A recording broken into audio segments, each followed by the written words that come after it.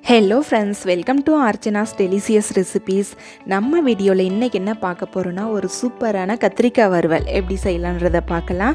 இந்த கத்திரிக்காய் வறுவல் செய்யிறதுக்கு 5 பொருள் இருந்தா போதும், ரொம்பவே ஈஸியா செஞ்சு முடிச்சிரலாம். வாங்க எப்படி செய்யலாம்ன்றத பார்க்கலாம்.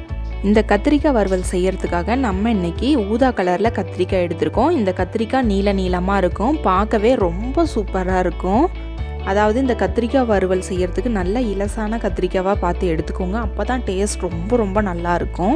ஒரு கத்திரிக்காவை எடுத்துகிட்டு இது போல் நடுவில் கட் பண்ணிக்கோங்க. கட் பண்ணிவிட்டு ஒவ்வொரு சைட்லேயும் 3 பீஸாக கட் பண்ணிக்கோங்க. சின்ன பீசஸாக கட் பண்ணோம்னா கத்திரிக்காய் சீக்கிரமாக வெந்துடும். அதனால தான் நம்ம சின்னதாக கட் பண்ணுறோம். இதே போல் நம்ம வச்சுருக்கிற எல்லா கத்திரிக்காயும் கட் பண்ணிவிட்டு பக்கத்துலேயே தண்ணி வச்சுக்கோங்க. தண்ணியில் உடனே போட்டுருங்க, இல்லைனா கத்திரிக்காய் எல்லாமே கருத்து போயிடும். கத்திரிக்காவை தண்ணியில் போட்டோம்னா சீக்கிரமாக கருத்து போகாது, அதுக்காக தான் நம்ம தண்ணியில் போடுறோம்.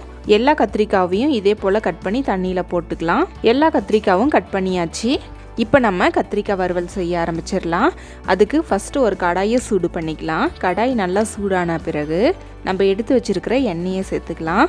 இந்த கத்திரிக்காய் வறுவலுக்கு கொஞ்சம் அதிகமான எண்ணெய் சேர்த்திங்கன்னா தான் டேஸ்ட் ரொம்ப நல்லாயிருக்கும். எண்ணெய் சூடான உடனே கொஞ்சமாக கருவேப்பிலை சேர்த்துக்கலாம். கருவேப்பிலை பொரிஞ்சு வந்த உடனே நம்ம எடுத்து வச்சுருக்கிற கத்திரிக்காவை எல்லாத்தையும் சேர்த்துக்கலாம். சேர்த்துட்டு கரண்டி வச்சு இது போல் கலந்து விட்டுருங்க. கரண்டி வச்சு இது போல் கலந்து விட்டுட்டே இருந்தீங்கன்னா சீக்கிரமாக நம்மளோட கத்திரிக்காய் எல்லாம் வதங்கி வந்துடும். இப்போது இதுக்கு தேவையான அளவு உப்பு சேர்த்துக்கலாம். நம்ம 2 டேபிள் ஸ்பூன் அளவு மட்டும் சேர்க்குறோம், தேவைப்பட்டால் பிறகு சேர்த்துக்கலாம். இப்போது நம்ம கத்திரிக்காவை மூடி வச்சு குக் பண்ணுங்கன்னா சீக்கிரமாக வதங்கி வந்துடும். அதனால் மூடி வச்சு குக் பண்ணிக்கலாம்.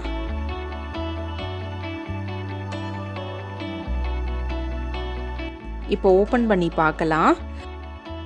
இப்போ நம்மளோட கத்திரிக்காய் எல்லாமே பாதி அளவு நல்லா வதங்கி வந்துருச்சு.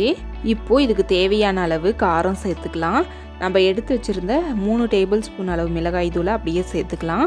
இதுக்கு நம்ம எந்த பொடியும் சேர்க்க போகிறதில்ல, மிளகாய் தூள் மட்டும்தான் சேர்க்க போகிறோம்.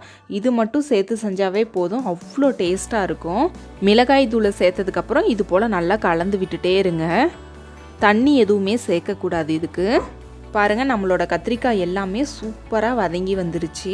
பாருங்கள், நம்மளோட கத்திரிக்காய் வறுவல் எல்லாமே சூப்பராக கமன்னு அட்டகாசமாக ரெடி ஆகி வந்துருச்சு. இந்த கத்திரிக்காய் வறுவலை தயிர் சாதத்துக்கு சாப்பிட்டோம்னா செம்ம டேஸ்ட்டாக இருக்கும். கண்டிப்பாக ஒரு முறை இதே மாதிரி ட்ரை பண்ணுங்கள். ட்ரை பண்ணிவிட்டு எப்படி இருந்துச்சுன்னு உங்களோட ஃபீட்பேக்கை எங்களோட ஷேர் பண்ணுங்கள். உங்களுக்கு இந்த கத்திரிக்காய் வீடியோ பிடிச்சிருந்தா மறக்காமல் சப்ஸ்கிரைப் பண்ணுங்கள், லைக் பண்ணுங்கள், ஷேர் பண்ணுங்கள்.